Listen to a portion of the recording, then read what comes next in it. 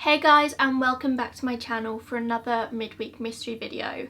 This week's case is one that's been on the news a lot recently in the UK. I'm pretty sure it's probably a case that most people in the UK have heard of.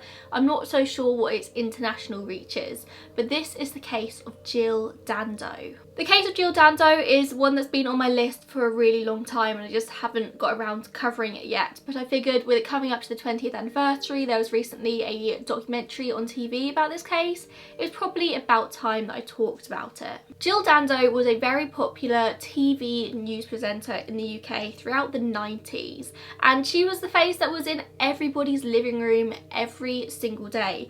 Everyone knew who Jill Dando was. And because of this, this was one of the biggest murder cases of the 90s. Jill's face was splashed across the front of every newspaper. She was the first news bulletin in every news show. Even the Prime Minister at the time, Tony Blair, actually spoke about her case. Jill was born on the 9th of November 1961 in Weston-super-Mare to her parents Jack and Winifred Dando.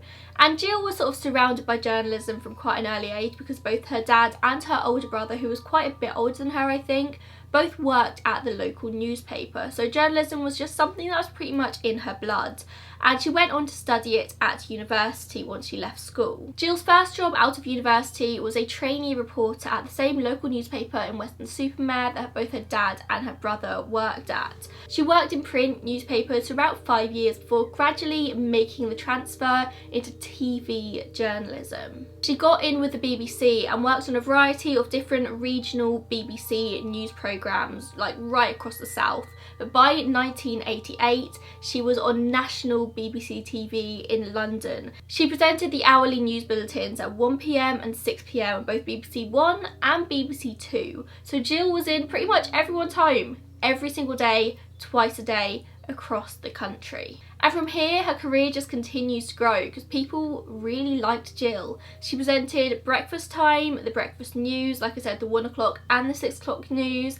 And she also presented another really popular show, Crime Watch. And Crime Watch is a show that I've mentioned here on my Midweek Mystery series many a time. For the past 30 or so years, if there's been an unsolved crime in the UK, then it's probably been featured on Crime Watch, which is a TV show which basically broadcasts crime to the public, appealing for anybody who knows anything to come forward. So many criminals have been caught over the years in the UK thanks to Crime Watch, and many of these were when Jill Dando was presenting it. People watched because they liked her. She was one of the highest profile presenters within the BBC, and in 1997 she's actually awarded BBC Personality of the Year.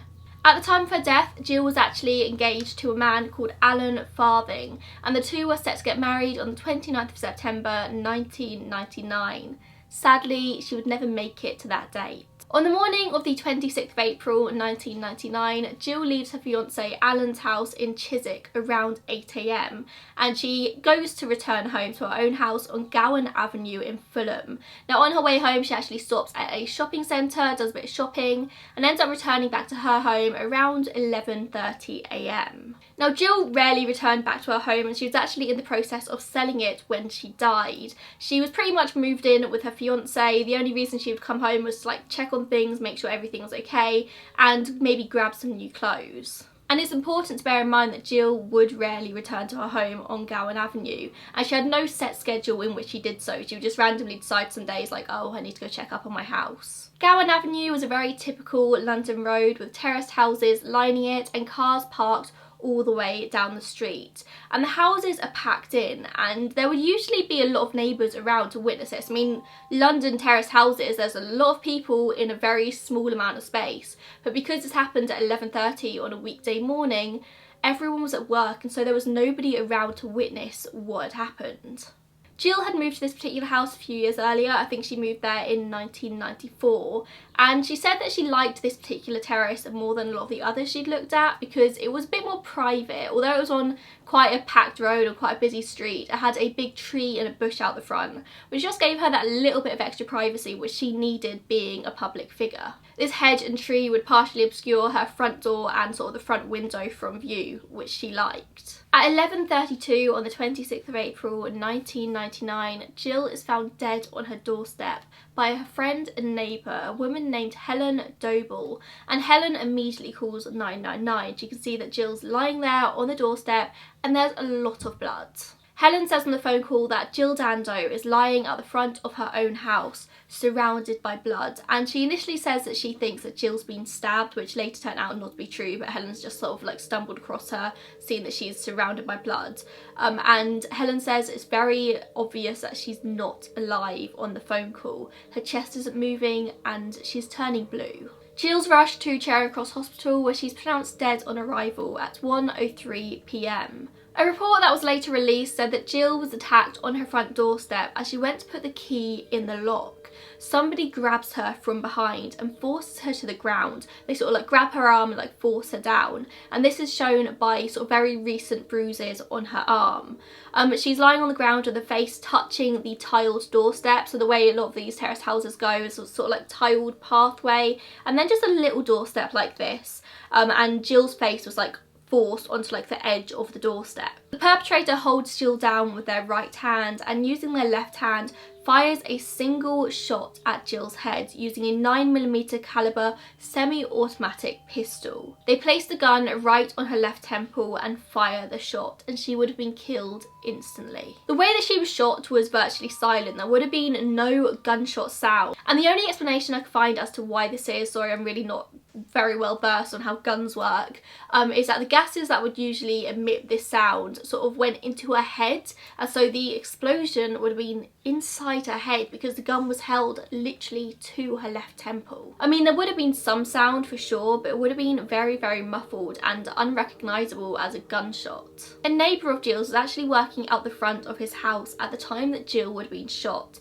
He said that he actually heard a cry, a female voice, sort of like a brief sort of sound of shock, and it didn't sound like a sound of terror. He said that he thought like somebody was just like greeting a friend when he first heard it, and so he doesn't sort of like go and look into it. He just hears this brief female noise and carries on with what he's doing. So it's very possible that he heard Jill shriek as this person grabbed her, but he didn't hear any gunshot. But the noise does make him look up, and he catches an almost certain sighting of the murderer.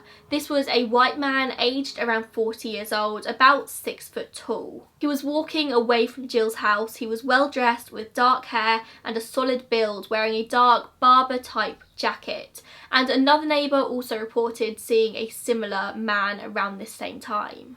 Now, this particular method of murder, holding Jill down and shooting really, really close to her left temple, meant that there would have been a minimal amount of blood splatter and sort of like general splashback, I suppose. So it's not like this man who was walking down the street would have been covered in blood. He would just maybe have like a couple of specks on him, not something that anybody's going to really notice. He could have just carried on as normal in broad daylight and nobody would have suspected a thing. And the police also said that the speed in which this happened was kind of incredible. There would have been about a 30-second time period from Jill getting out of her car, locking it and walking towards her front door. She literally had time to get her keys and sort of like aim towards the lock. Her key didn't even touch the lock before somebody grabbed her. I mean, in this time the assailant has watched her, seen her get out of her car, followed her, grabbed her, murdered her and then walked away, closing the gate behind them. As you can probably guess, there was a huge amount of media coverage with this case because, of course, one of the media's own had been murdered. It felt more personal to them than the other murders, and so Jill was everywhere. But even in life, Jill was everywhere as well. Everyone knew her. Millions of people watched her on their TV every single day, and this made things a lot more complicated for the police. Usually in a murder inquiry you start with the people who are close to her, you start with friends, families, and you work your way out from there. Where do you start in the murder case of somebody who is known by pretty much every single person in the country? Anybody could have done this. A stalker, a crazed fan, maybe Jill said something on TV which pissed a certain someone off and they knew where she lived so decided to kill her. But where do you begin? The investigation begins with the usual line of inquiry. Was it her fiance? It was very quickly proven that he had a very solid alibi. It definitely wasn't him. And so they start to look at ex-boyfriends or previous lovers, people who may just be mad at Jill for wronging them. It doesn't take the police long to realise that this isn't the case. Jill didn't have any dark secrets, she didn't have any jealous ex-lovers, and so the police have to put this line of inquiry to bed.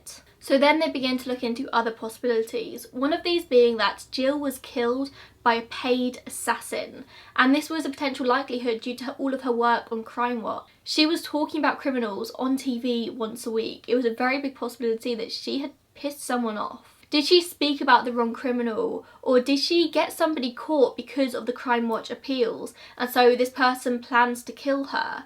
I mean, this was a lot of people's favourite theory at the time, but it was eventually decided that it just wasn't very likely. Like I said, Jill didn't often return to her home and she had no set schedule in doing so. So why would an assassin wait outside her home, which she never really goes to? Did they just get lucky that morning that she was there? I mean, it's not like she was being followed. They looked at the CCTV from the shopping centre and nobody was watching her, nobody was following her whatsoever. So if this was a paid assassin, then they just got really, really lucky, because the likelihood was that Jill wouldn't return to that house. If they wanted to kill her and for certain know where she was going to be, they should have gone to her fiance's house. The timing just seemed more opportunistic than this. This wasn't somebody who'd been paid, this wasn't somebody who had planned this, it was just somebody who got lucky. Police obviously interviewed all of Jill's neighbours, everyone who lived on Gowan Avenue, and nobody had noticed anybody dodgy standing around. And you would kind of notice this. On a terrace street, there's nowhere really to hide, especially when there are so many neighbours. Forensic examination of both the cartridge and the bullet, which were both found at the scene, suggested that this weapon, the gun that was used, was the result of a workshop conversion of a replica, or it was a decommissioned gun. This wasn't just a regular gun, this had been sort of like changed and messed with in some way. And again, this means that it was unlikely that it was a skilled, trained assassin who did this, because they would use top of the range weapons, not this sort of like decommissioned kind of rubbish gun. But then again, something pointing to the paid assassin theory is that this murder was done so quickly, so quietly, so professionally. It seems that they knew what they were doing. They did it with minimal noise. They got Jill down on the ground very, very quickly. They managed to do it and then walk away from the scene with very little like flustering around. They knew what they were doing. But then we have another theory, and this is often referred to as the Yugoslav connection. Now bear in mind this was the 90s and Jill had recently made an appeal on TV on the BBC for Kosovo Albanian refugees, and some theorise that this appeal would have attracted the attention of some Serbian warlords. Basically, it was a whole big political thing. Now NATO, the North Atlantic Treaty Organisation, so basically the UK and the US, had recently bombed a radio television station in Serbia. And as you can probably imagine, people in Serbia were pretty angry about this. People died. And Tony Blair actually went on TV and said it's very important people realise that these TV stations are part of the apparatus of dictatorship used to do his ethnic cleansing in Kosovo. So there's a lot more to it than this, but this is about Jill Dando, not Serbian politics. But basically this Serbian warlord, this guy in charge, this dictator, was using the TV stations in Serbia to sort of like talk about his message, and it was all part of like his dictatorship. So NATO decided to bomb this to protect the people of Serbia. It's all very political, and Jill was on TV talking about these events, trying to get help for the refugees, and this may have attracted the attention of the wrong people who decide to get back at NATO by murdering Jill Dando, this public, well-loved figure.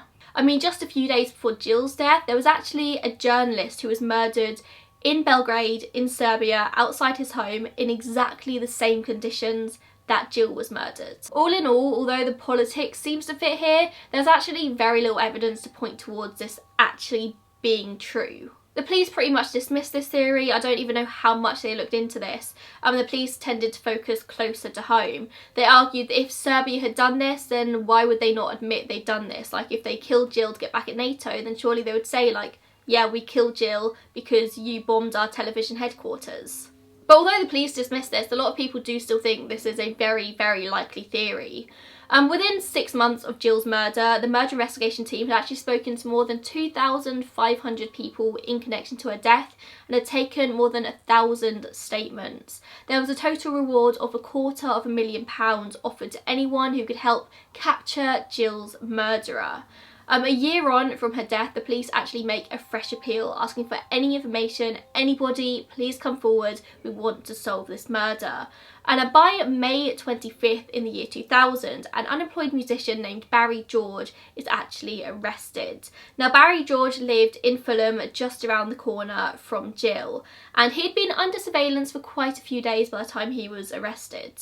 Basically, a couple of staff members from the Hammersmith and Fulham Action for Disability Centre came forward and alerted police, told police the name Barry George. And they said that on the day of Jill's murder, Barry George had turned up at the disability centre. He just had a very strange demeanour and he had quite a few mental health problems. And so these two staff members go to police and say, like, basically, this guy was acting a little bit weird on the day that Jill was murdered. Now it's worth noting that Barry suffered with a learning disability and had up to 6 different personality disorders, which is why he attended this disability centre. And so the police arrest Barry George and take him to the station for questioning. It turns out that Barry had a history of stalking women, he had sexual offences and other antisocial and general just like attention-seeking behaviour. In questioning, he denies having anything to do with Jill Dando. He says that he doesn't know who she is, but when his flat is searched, they actually find a load of newspaper clippings about Jill, and they also find loads of pictures of like hundreds of women. It's really strange, although he's denied knowing who Jill is. A couple of sources say that he had photos of himself holding guns as well, but due to something I mentioned in a second, I'm going to assume that these photos were like significantly older, like 10-15 years older. By May 29th, 2000, he's formally charged with the murder of Jill at the West London Magistrates Court. No application for bail is made and he's remanded in custody. The trial date is set for the 26th of February 2001 at the Old Bailey. On the 2nd of July 2001, Barry is convicted and sentenced to life imprisonment for the murder of Jill Dando. He's basically convicted on this evidence of there being a particle of gunshot residue found on the lining of his coat, and the police said that this matched up with the gunshot residue that would have been at the scene where Jill died. And this is the sole evidence on what he is convicted. The police found no evidence he had possessed any guns or ammunitions in the last 15 years, which is why I think that the previous photos were actually significantly older. And the gun used on Jill was modified, but Barry wouldn't have possessed the knowledge to do that. Like I said, he had quite a severe learning disability, so how would he know how to modify a gun? I mean, that's not general knowledge, that's not something that people just know. You have to learn how to do that. There was absolutely no forensic evidence or any gunshot residue in his flat, even though the police said that he must have gone home after killing Jill. They said that he went home to get changed before heading to the disability centre. But surely if he went home to get changed, there would have been gunshot residue all over his flat. And there wasn't. And the timeline doesn't quite match up either. The two workers who came forward saying that Barry was acting weird said that he actually arrived at the centre at 11:50 AM. Now Jill was murdered at 11:30, and if Barry was to go home, get changed and then walk to the centre, this would have required at least half an hour, but somehow he would have done it in 20 minutes here. The timeline just doesn't match up. Barry's team made 2 appeals for a retrial, which were unsuccessful, but eventually the 3rd appeal is accepted. And this is accepted in November 2007, so he's been in jail for like over 6 years at this point. It doesn't take long for the original conviction to be completely quashed. There was nothing, there was no evidence that they could have convicted him on. There's a second trial lasting for 8 weeks, and eventually on the 1st of August 2008, he's acquitted. The only piece of solid evidence they had in that first trial was the gunshot residue, but in reality this gunshot residue could have come from anywhere. It was the tiniest particle, and he could have literally picked this up from anyone in London. People are on public transport, you're touching people all the time. Like, London's a very busy city and you can easily pass things like this from one person to another. And gunshot residue, this explosion residue I should say, doesn't necessarily just come from guns. It could have come from something like a firework or anything like that. I can't say with 100% certainty that Barry didn't do it. I mean, he he denied knowing Jill, and then the police find a load of newspaper clippings about her in his home. That's weird. But what you can say is there just wasn't enough evidence to convict him, especially for a life sentence. There was a lot of like mixed public reaction to Barry being released from jail. Loads of people convinced he did do it, loads of people were relieved that he was let out. Jill's family actually didn't ask the police to reopen the investigation after this, which I think is quite telling. They probably thought that Barry did do it. Of course there is a chance he's still guilty, but there just isn't the evidence to back this up. As of right now, this case remains unsolved. I've mentioned a couple of theories already that the police looked into, but I'll just touch on a couple of the others just before I end this video. There was a long-held theory that Jill was murdered by someone at the BBC. It was an inside job. There were rumours that Jill was actually looking into a paedophile ring within the BBC during the mid-90s.